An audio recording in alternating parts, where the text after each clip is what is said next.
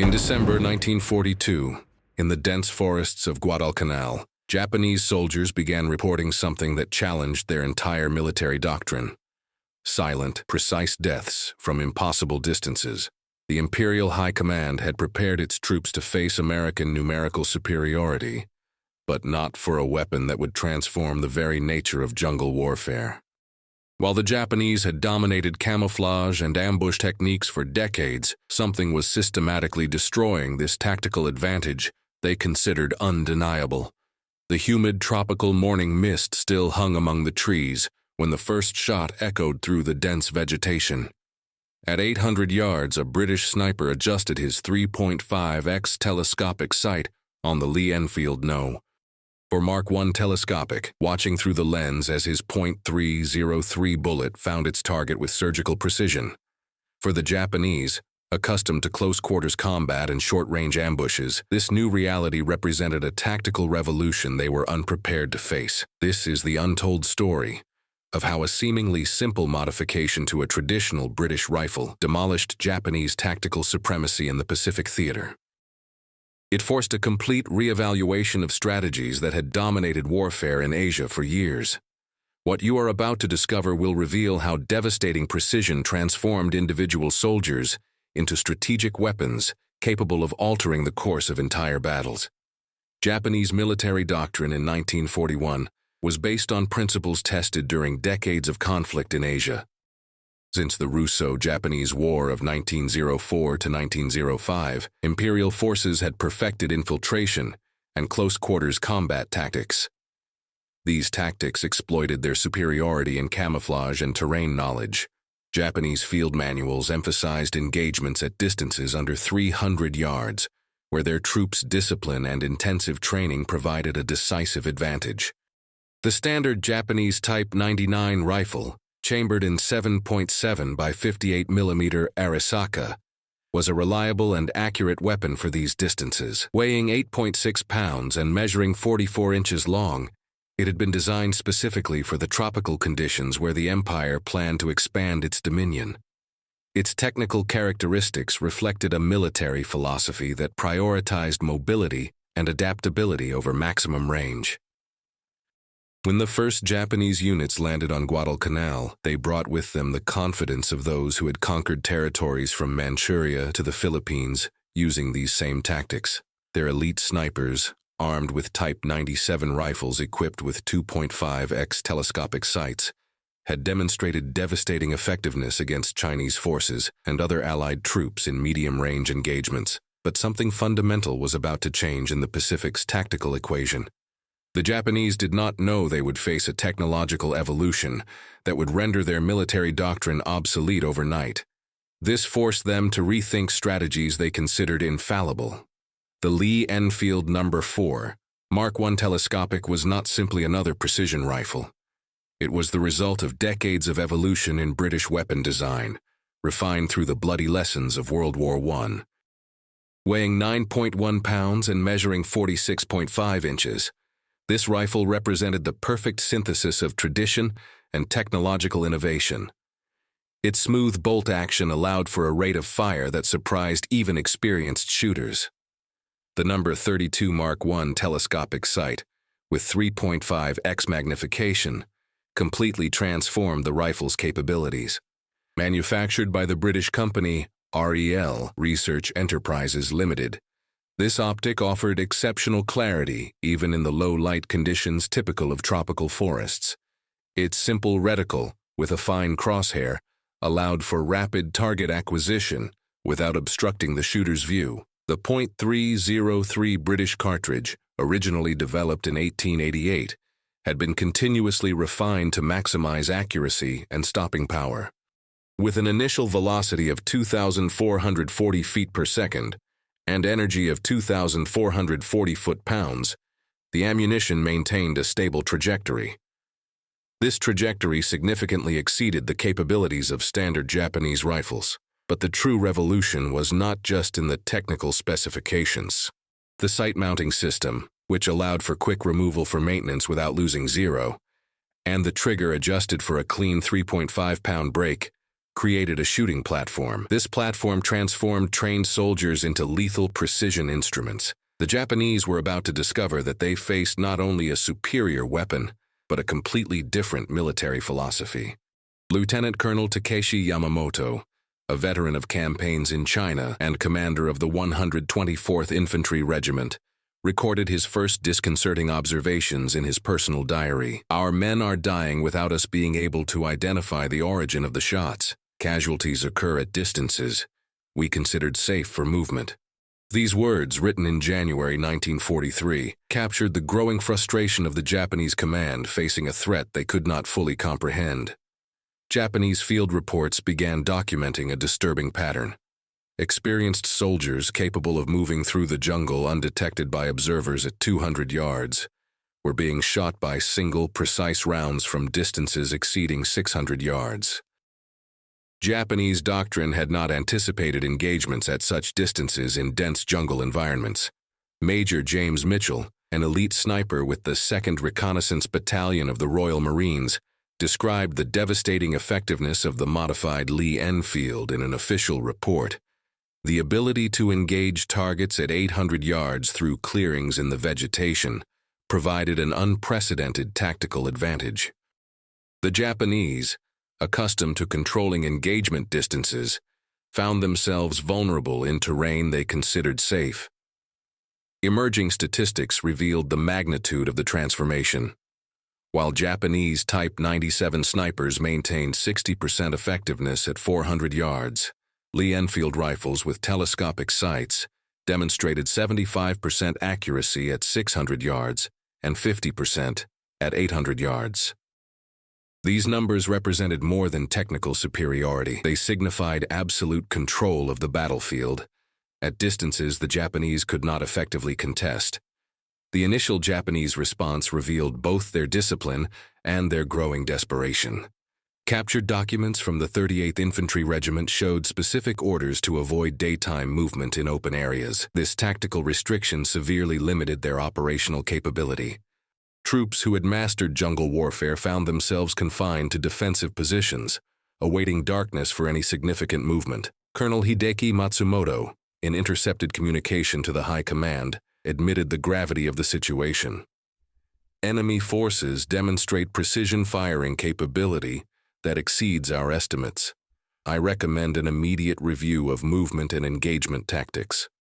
This admission, coming from an officer who had participated in the conquest of Singapore, illustrated how technical superiority was forcing a fundamental reevaluation of Japanese military doctrine.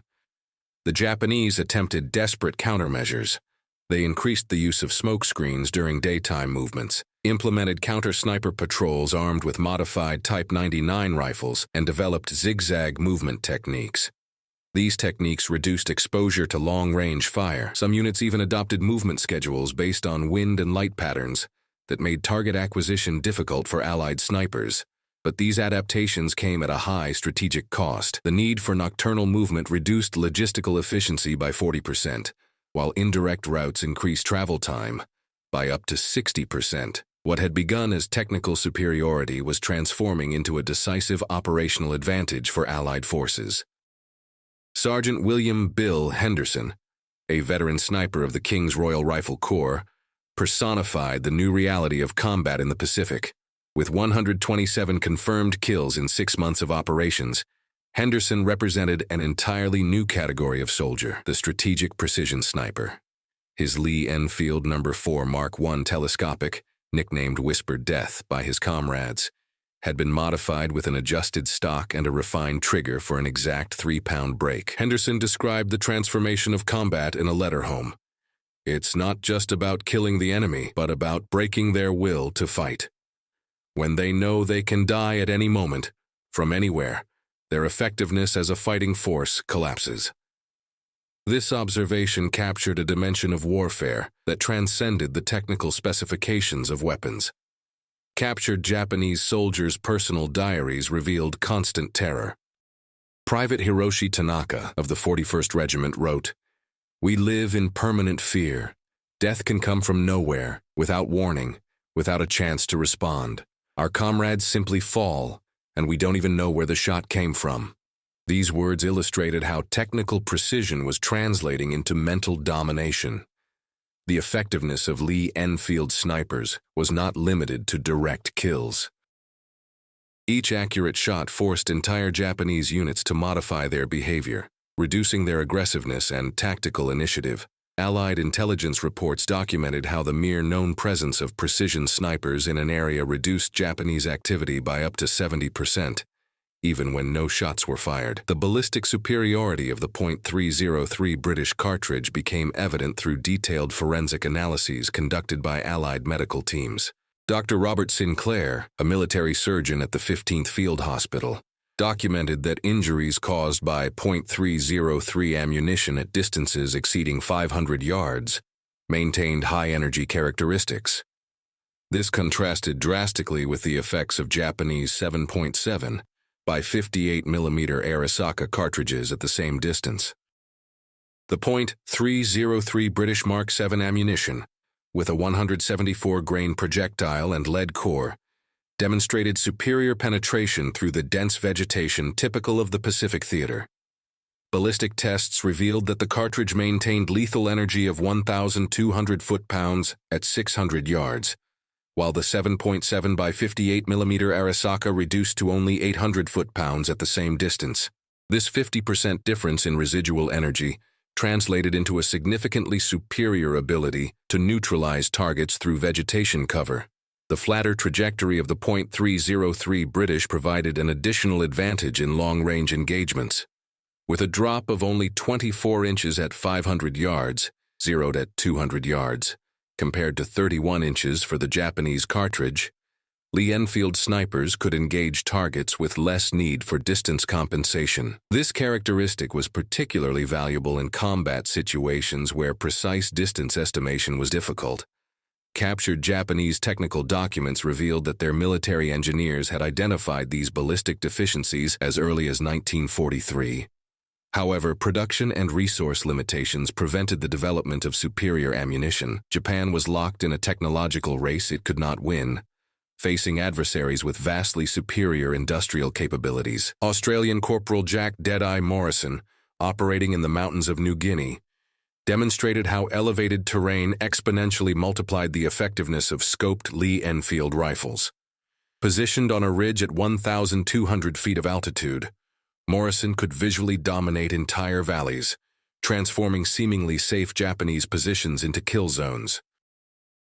His record of 89 confirmed kills in 3 months illustrated how the combination of superior equipment and tactical positioning created an insurmountable advantage.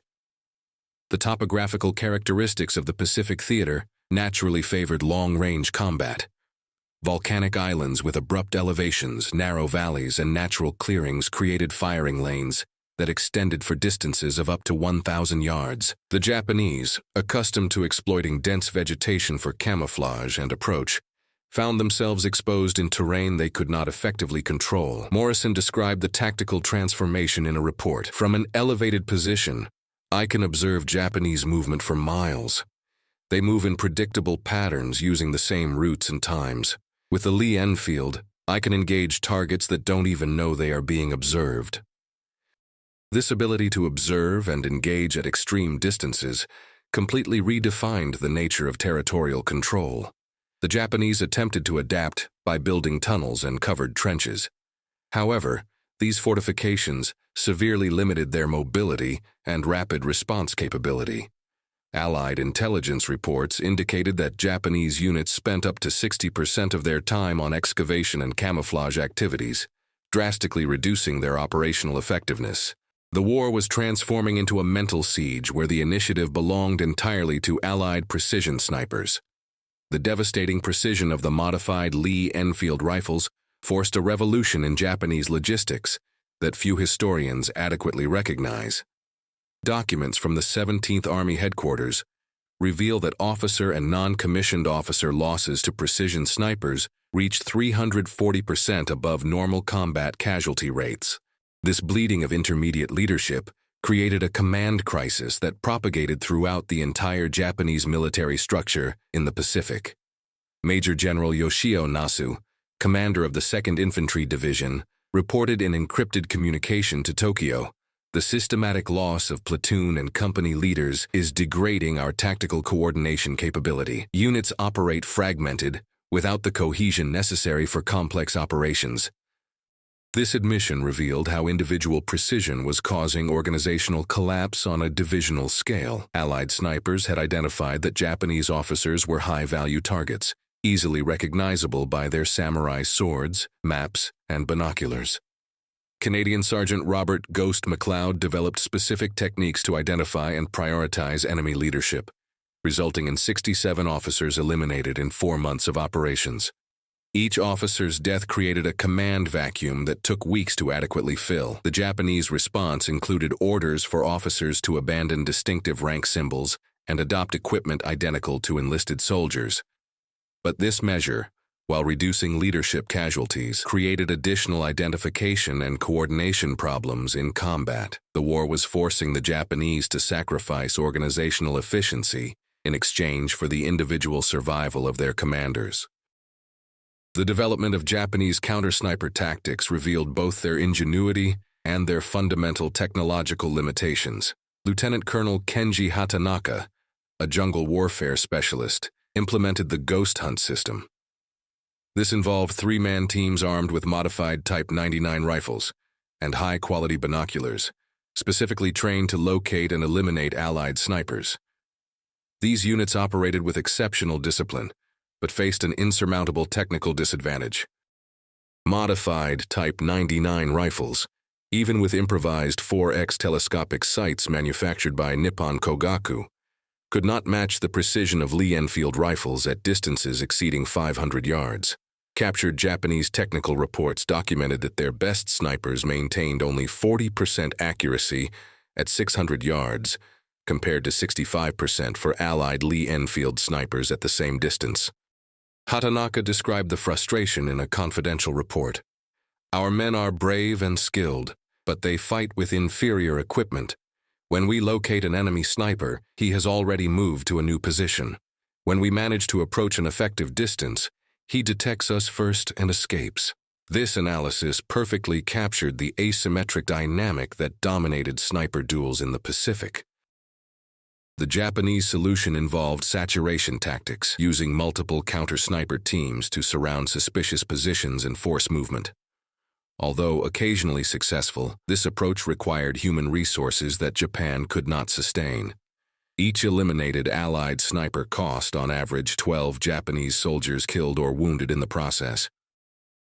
Field modifications made by Allied armorers transformed standard Lee-Enfield rifles into personalized precision instruments that surpassed factory specifications. Master Sergeant Thomas Tinker Williams, of the Royal Army Ordnance Corps, developed adjustment techniques that improved accuracy by up to 30%. His modifications included internal barrel polishing, trigger tension adjustment to an exact 3.2 pounds, and the installation of custom cheek rests. Williams meticulously documented his procedures. Each rifle is unique, like a fingerprint. The secret lies in identifying individual characteristics and adjusting components to maximize each weapon's specific potential. His modified rifles demonstrated grouping of 1.5 inches at 200 yards, compared to 2.8 inches for standard factory rifles. The number 32 Mark I telescopic sight received special attention. Williams developed calibration techniques that compensated for temperature and humidity variations typical of tropical climates. Using brass shims of varying thicknesses, he could adjust the point of impact with 0.25 MOA precision, a precision that rivaled civilian competition equipment of the time. These super-tuned rifles were reserved for the most experienced and skilled snipers.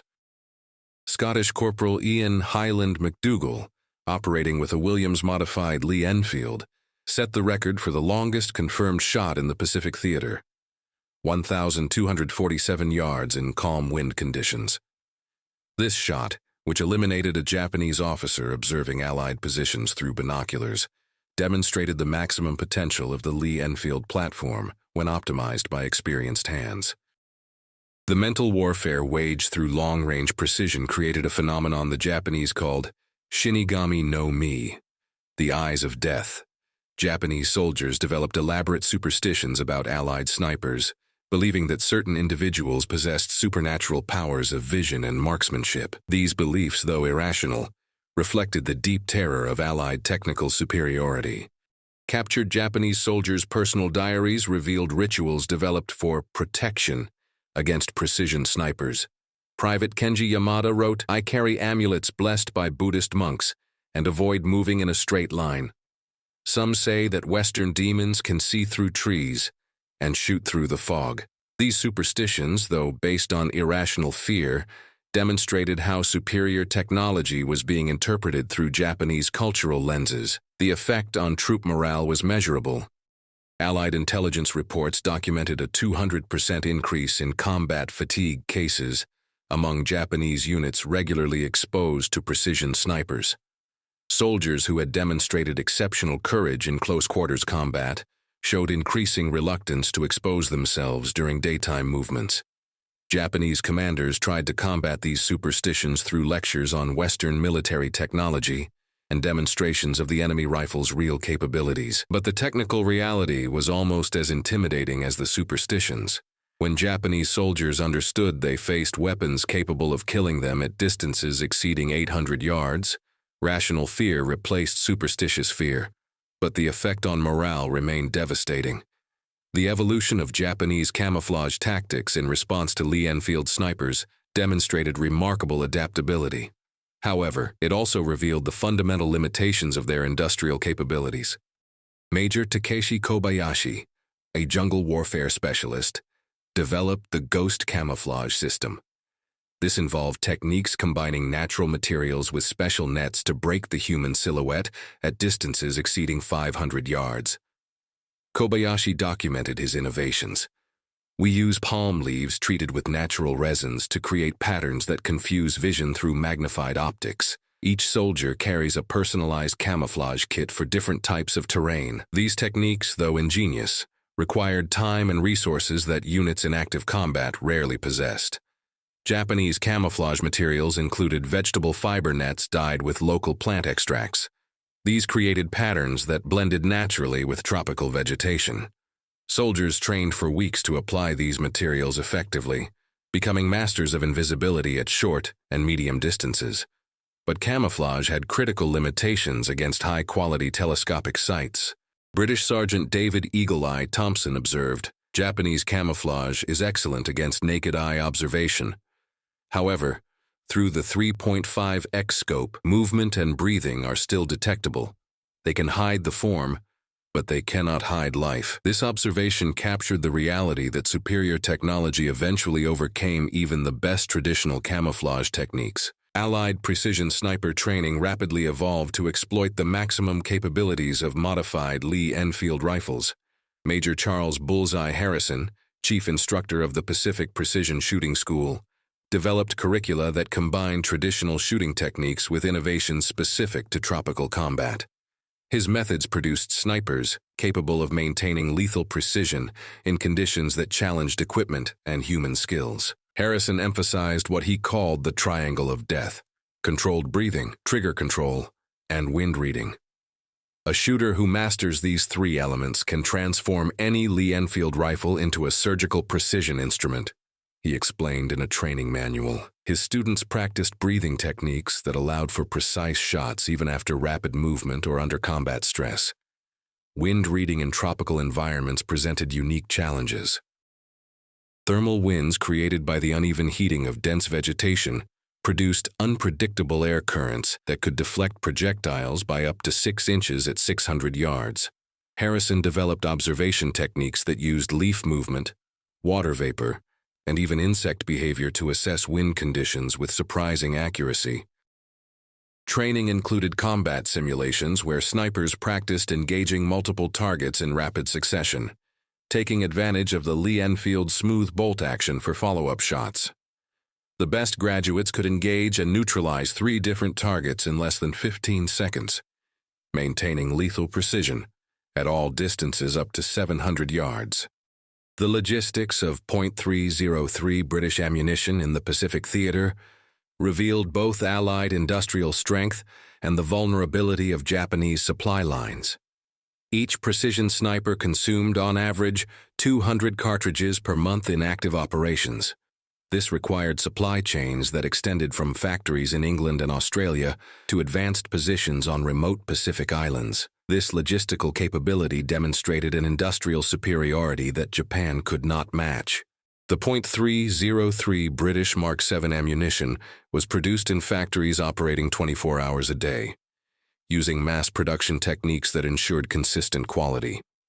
Each cartridge underwent 17 different quality checks, from powder weighing to precise projectile dimension measurement. This standardization allowed snipers to rely on the ballistic consistency of their ammunition, a critical factor for long-range precision. In contrast, Japanese production of 7.7 by 58 mm Arisaka ammunition faced increasing material and quality control limitations. Captured technical reports revealed variations of up to 15% in powder charge between cartridges of the same batch. This inconsistency made long-range precision impossible. Japanese snipers often had to map the ballistic characteristics of each ammunition batch individually. Allied logistical superiority extended beyond quantity to include technical innovations. Special .303 tracer ammunition, developed specifically for precision snipers, allowed for trajectory observation up to 800 yards without significantly compromising accuracy. This ability to observe impacts and make quick corrections exponentially multiplied the effectiveness of snipers in real combat. Intercepted Japanese communications revealed growing desperation at the impossibility of effectively neutralizing Lee-Enfield snipers. General Hitoshi Imamura, commander of the 8th Area Army, transmitted in code to Tokyo. "We urgently request the development of effective anti-sniper weapons. Losses of specialized personnel have reached unsustainable levels. Troop morale is rapidly deteriorating." This message, intercepted in March 1943, illustrated how technical superiority was translating into strategic advantage. The Japanese High Command's response included desperate attempts to develop equivalent equipment. Engineers at Kokura Arsenal worked on precision rifle prototypes based on the Type 99. However, material and optical technology limitations prevented significant progress. Japanese telescopic sights, manufactured with inferior glass and inadequate sealing for tropical climates, regularly failed in field conditions. Captured technical documents revealed that Japan had identified the exact specifications of modified Lee-Enfield rifles through analysis of captured weapons. However, it lacked the industrial capacity to replicate the manufacturing quality. An engineering report admitted, "We understand the technical principles, but our industrial base cannot produce components with the necessary tolerances for equivalent precision." Japanese frustration manifested in increasingly desperate tactics. Some units attempted to use 50mm mortars to bombard suspected sniper positions. However, this approach consumed scarce ammunition without guaranteeing results. Other units adopted suicidal tactics, sending individual soldiers to locate snipers through deliberate exposure, sacrificing lives in the hope of revealing enemy positions. New Zealand Corporal Michael Kiwi Patterson exemplified the evolution of the precision sniper from an individual soldier to a strategic force multiplier. Operating in the Solomon Islands with his personalized Lee-Enfield, Patterson developed techniques that combined long-duration observation with devastatingly effective opportunistic shots. His 156 confirmed kills included 23 Japanese officers, creating command vacuums that paralyzed enemy operations for weeks. Patterson documented his techniques in detailed reports that became training manuals for future snipers. "Patience is the deadliest weapon," he wrote. "I can observe a Japanese position for days, learning their patterns, identifying leaders, waiting for the perfect moment. One well-placed shot is worth more than 100 wasted shots." This philosophy transformed individual snipers into strategic weapons capable of influencing entire battles. Patterson's techniques included constructing camouflaged firing positions that allowed for continuous observation without detection. Using local materials and deep terrain knowledge, he created nests that were virtually invisible even at 100 yards. These hideouts included underground ventilation systems to reduce body vapor, stable platforms for precision shooting, and multiple escape routes. Patterson's effectiveness extended beyond direct kills. His known presence in an area forced entire Japanese units to modify their behavior, reducing their aggressiveness and limiting daytime movements. Intelligence reports documented how the mere mention of Ghost Kiwi in intercepted Japanese communications caused immediate changes in enemy operational patterns. Medical analysis of injuries caused by Lee-Enfield rifles revealed ballistic characteristics that maximized both lethality and terrifying effect. Dr. Margaret Sinclair, a surgeon at the 42nd Field Hospital, documented that .303 British projectiles created temporary cavities 40% larger than equivalent Japanese ammunition. This resulted in more severe injuries and higher mortality rates. This ballistic superiority translated into a measurable tactical advantage. The .303 Mark 7 projectiles with a lead core and brass jacket demonstrated controlled expansion that maximized energy transfer to the target. The velocity of 2,440 feet per second, maintained up to 500 yards, created injuries that often incapacitated instantly, even when not directly hitting vital organs. This characteristic was particularly important in combat, where wounded individuals who continued fighting represented a continuous threat. Dr. Sinclair observed, injuries caused by Lee-Enfield snipers present distinctive characteristics.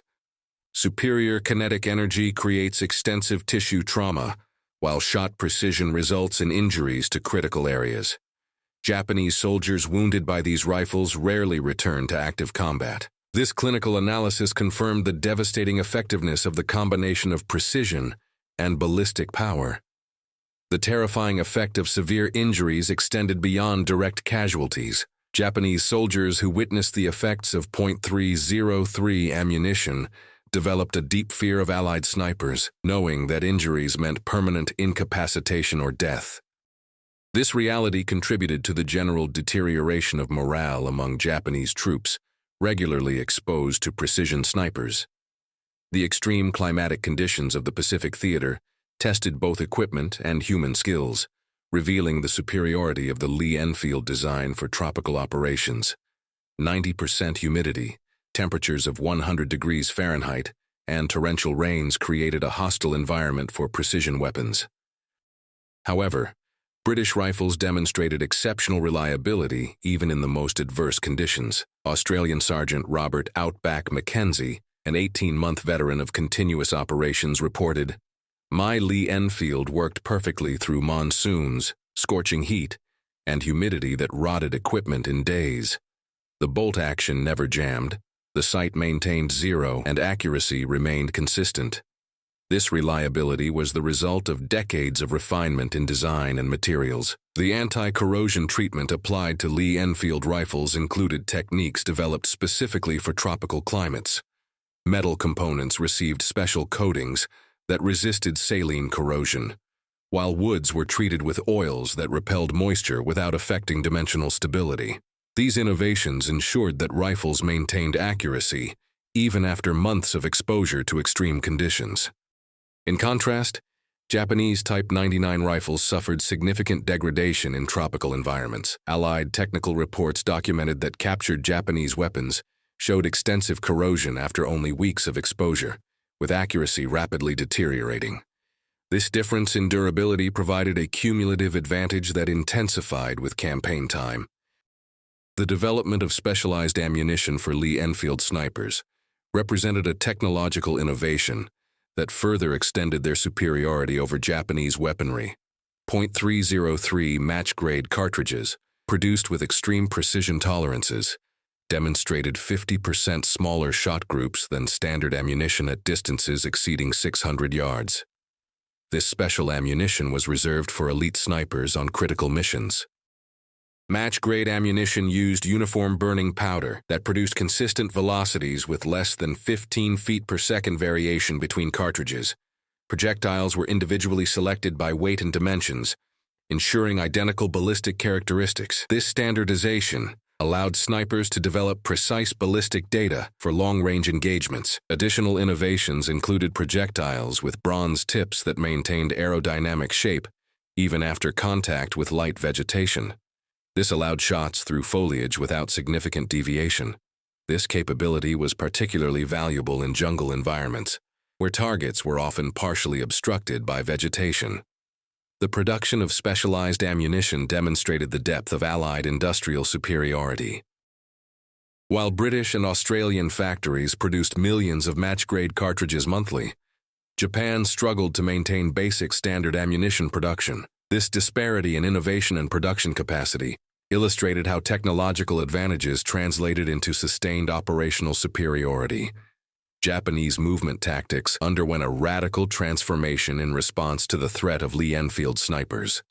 This revealed both adaptability and the limitations imposed by superior technology. The 1944 Japanese Field Manual, captured on Saipan, dedicated 40% of its content to precision sniper evasion techniques. This proportion illustrated how this threat had become central to Japanese military doctrine. New tactics included serpentine pattern movement. Soldiers advanced in an irregular zigzag with changes of direction every 10 to 15 steps, making trajectory prediction difficult for distant snipers. Although effective in reducing long-range shot precision, this technique increased movement time by 200% and caused excessive fatigue in troops already debilitated by inadequate supplies. Lieutenant Colonel Masao Yoshida developed the ghost movement system. This involved techniques that used natural smoke screens, movement during rain squalls, and coordination with artillery bombardments to mask displacements. Yoshida documented, "We must move like ghosts, using every natural element to hide our presence. The enemy has eyes that see through distance, but they still cannot see through earth and rain." These adaptations, though ingenious, came at a devastating operational cost. Japanese units spent 70% of their time on evasive movement and only 30% on offensive operations. This completely reversed the normal proportion of military activities. The technical superiority of Lee-Enfield snipers was forcing the Japanese army to abandon its traditional offensive doctrine in favor of purely defensive and evasive tactics. Night warfare emerged as the primary Japanese response to the daytime domination by Lee-Enfield snipers.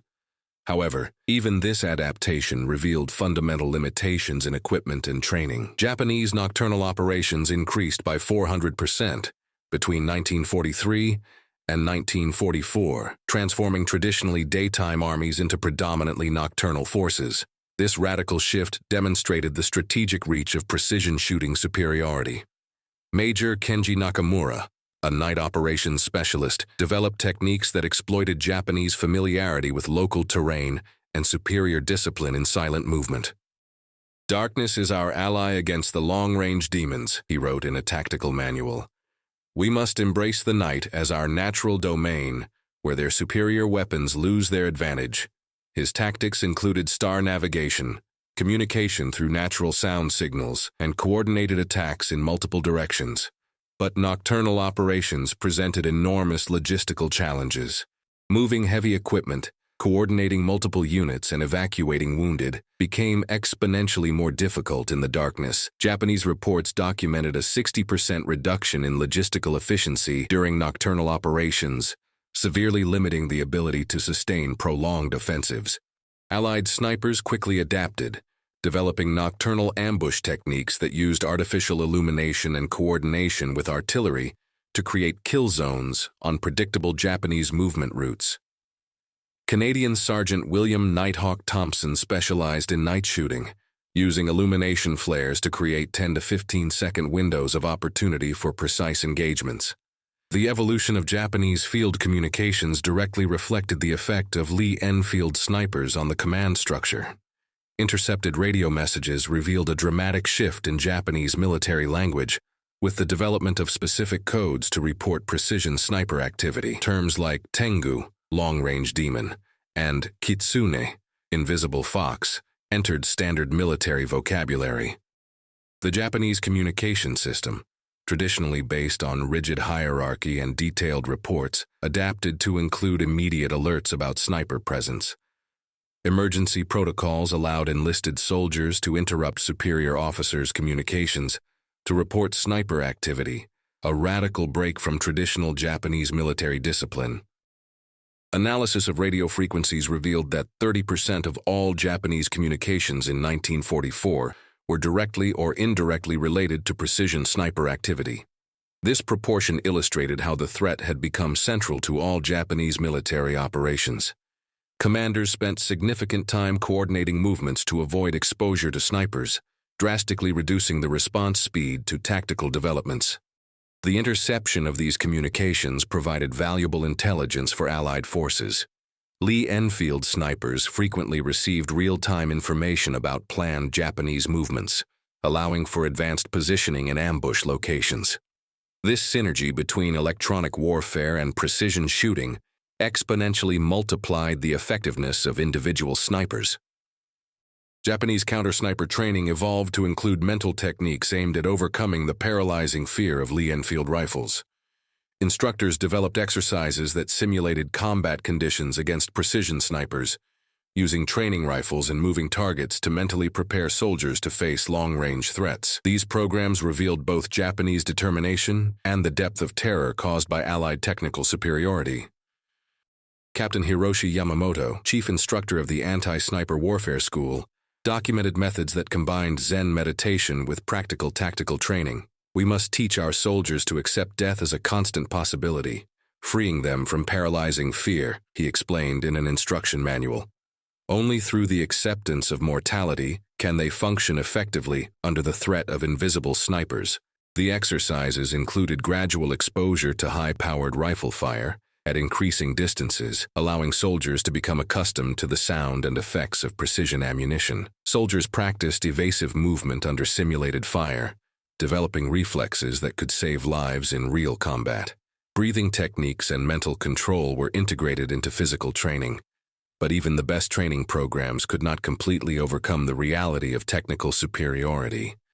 Graduates of the anti-sniper school demonstrated significant improvement in survival. However, they still faced a fundamental disadvantage in equipment and range. Courage and training could mitigate, but not eliminate, the advantages provided by modified Lee-Enfield rifles. The industrial production of telescopic sights revealed one of the most significant technological disparities between Allied and Japanese forces. British factories like Taylor and Hobson produced 2,000 No. 32 Mark I sights monthly. They used superior optical glass and anti-reflective coating techniques that ensured exceptional clarity even in adverse tropical conditions. This mass production capability for precision equipment demonstrated an industrial superiority that Japan could not match. The No. 32 Mark I sights used a multi-lens system with special coatings that reduced internal reflections by 85%. This provided a clear and bright image even during tropical twilight. The adjustment system, with precise 0.5 MOA clicks, allowed for exact windage and elevation corrections. These seemingly minor technical specifications translated into a significant lethal advantage in real combat. In contrast, Japanese telescopic sights suffered from fundamental limitations in design and materials. Inferior glass, inadequate sealing for tropical climates, and imprecise adjustment systems severely limited their effectiveness. Japanese technical reports admitted that their best telescopic sights were equivalent to second-line Allied models, a disparity that directly reflected in field shooting precision. The difference in optical quality became critical during low-light conditions typical of jungle operations. While Allied snipers maintained effective engagement capability, up to 30 minutes after sunset, Japanese snipers lost significant precision as natural light began to diminish. This extended shooting window advantage provided the Allies 2 to 3 additional hours of daily operational superiority. Analysis of ballistic trajectories in tropical environments revealed how unique environmental factors of the Pacific Theater favored the characteristics of the .303 British cartridge. Reduced air density due to extreme heat, high humidity, and thermal winds created by dense vegetation produced ballistic conditions that required precise compensations for long-range shooting. Lee-Enfield snipers with superior training and more precise equipment adapted more quickly to these variables. Professor Dr. James Whitworth, a ballistician from Cambridge University assigned to military analysis, documented that .303 British projectiles maintained superior gyroscopic stability in humid tropical air compared to Japanese ammunition. The combination of projectile weight, initial velocity, and rotation rate of the .303 British creates aerodynamic stability that better resists disturbances caused by variable air density, he explained in a technical report. Thermal winds, created by the uneven heating of dense vegetation, presented a particular challenge for precision shooting. Ascending and descending air currents could deflect projectiles by up to 8 inches at 700 yards. However, Allied snipers developed wind-reading techniques that used subtle visual indicators, specific leaf movement, water vapor patterns, insect behavior, to predict ballistic conditions with surprising accuracy. Japanese snipers, limited by inferior equipment and less specialized training, struggled to compensate for these environmental variables. Their Type 99 rifles, even with telescopic sights, did not provide sufficient precision to justify the complex calculations needed for long-range shooting in tropical conditions. This limitation forced engagements at shorter distances, where Allied superiority was even more pronounced. The development of fortified firing positions by Lee-Enfield snipers transformed strategic points into denial zones that controlled extensive territories with minimal resources. British Sergeant Edward Fortress Mitchell specialized in constructing positions that combined perfect camouflage with firing fields dominating multiple approach routes. His constructions, using local materials and military engineering principles, created virtually undetectable individual strongholds. Mitchell documented his techniques. A well-constructed position multiplies a sniper's effectiveness by a factor of 5. Protection against counterfire, camouflage against observation, and clear firing fields up to 800 yards transform an individual soldier into a strategic obstacle. His positions included underground ventilation systems, stabilized firing platforms, and multiple escape routes. Mitchell's positions utilized military architecture principles adapted for jungle warfare. Semi-subterranean structures with live vegetation cover provided protection against light artillery while maintaining a natural appearance. Drainage systems prevented water accumulation during monsoons, while ammunition compartments kept cartridges dry and accessible. These sniper strongholds controlled territories disproportionate to resource investment. A well-positioned stronghold could deny enemy use of a 2-square-mile area, forcing costly detours in time and energy. Japanese reports documented how the known presence of a single sniper position forced changes in supply routes that increased transport distances by up to 300%. Mental warfare intensified through deliberate techniques developed by Lee-Enfield snipers to maximize terror among Japanese troops. The concept of demonstration shot, eliminating specific targets at calculated moments for maximum terrifying effect, became standard tactics. Snipers frequently eliminated Japanese soldiers during meals, briefing meetings, or moments of relaxation, creating an atmosphere of constant vulnerability. Australian Corporal James "Phantom" O'Brien developed techniques he called precision terror. "It's not just about killing, but about when and how to kill," he explained in a report. A well-timed shot can terrorize an entire unit more effectively than a dozen random kills. O'Brien studied Japanese behavior patterns, identifying moments of mental vulnerability to maximize effect. Techniques included selective elimination of soldiers who demonstrated informal leadership, creating morale vacuums beyond official command vacuums. Snipers observed Japanese social interactions through binoculars, identifying individuals who provided emotional support to their comrades. The elimination of these moral pillars caused a disproportionate collapse in unit cohesion. Captured Japanese documents revealed the success of these mental tactics. Medical reports documented a 250% increase in war neurosis cases among troops regularly exposed to precision snipers. Soldiers developed obsessive behaviors, refused to expose themselves during the day, and demonstrated progressive deterioration in military discipline. The war was being won both in the mind and on the battlefield. The evolution of specialized ammunition reached its peak with the development of .303 barrier-blind cartridges. These projectiles were specially designed to penetrate light cover without significant deviation.